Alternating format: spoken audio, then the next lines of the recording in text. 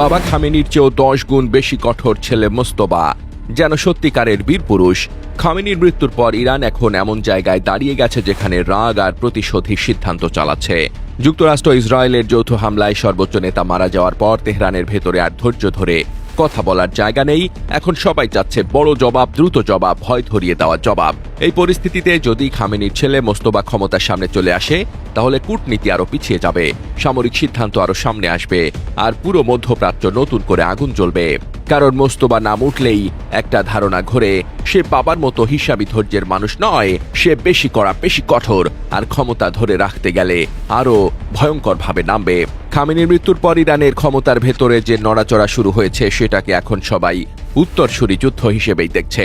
এই সময়টাই সবচেয়ে বিপজ্জনক, কারণ দেশের ভেতরে নিরাপত্তা বাহিনী, গোয়েন্দা বলয়, কট্টরপন্থী গোষ্ঠী সবাই একসঙ্গে শক্ত অবস্থান নেয়, কেউ ছাড় দিতে চায় না। এই ভেতরের খেলায় মোস্তফা নাম বারবার আসে, কারণ দীর্ঘদিন ধরেই তাকে পর্দার আড়ালের শক্ত মানুষ হিসেবে বলা হয়। ইসলামিক রেভলিউশনারি গার্ড, গোয়েন্দা সংস্থা আর ক্ষমতার ভেতরের লোকজনদের সঙ্গে তার প্রভাব আছে বলেই আলোচনা। বিরোধীদের কাছে সে আতঙ্কের নাম, আর কট্টরপন্থীদের কাছে সে শক্ত হাতে দেশ চালানোর লোক। 2009 সালের বিক্ষোভ দমন করা দমন নীতি, এসব ঘটনার সঙ্গে তার নাম নানা সময় উঠে এসেছে বলেই তাকে ঘিরে ভয় আরো বড়। আলী খামেনি অনেক সময় ধাপে ধাপে চাপ বাড়ানোর নীতিতে চলতেন, অনেকটা হিসেব করে, সময় নিয়ে, কৌশল করে। কিন্তু এখন ইরানের পরিবেশ বদলে গেছে। শীর্ষ নেতৃত্ব আঘাতের পর প্রতিশোধের তাগিদ এতটাই তীব্র যে নরম কথা বলার জায়গা ছোট হয়ে গেছে।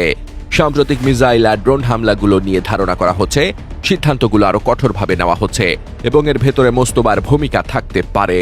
যদি সে সামনে আসে, তাহলে ইরান আরো আক্রমণাত্মক হবে, প্রক্সি নেটওয়ার্ককে আরো জোরে চালাবে, আর যুক্তরাষ্ট্র ইসরায়েলের সঙ্গে সংঘাত আরো বড় হবে।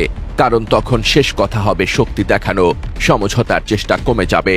এই বদলের প্রভাব শুধু ইরানেই থাকবে না, লেবানন, সিরিয়া, ইয়েমেন, ইরাক, এসব জায়গায় ইরানের যে নেটওয়ার্ক আছে, সেগুলো আরো সক্রিয় হয়ে উঠতে পারে। উপসাগরীয় দেশগুলোর উপর চাপ বাড়বে, কারণ যেখানেই উত্তেজনা বাড়ে, সেখানেই বন্দর, বিমানবন্দর, তেল অবকাঠামো সব ঝুঁকির মধ্যে পড়ে।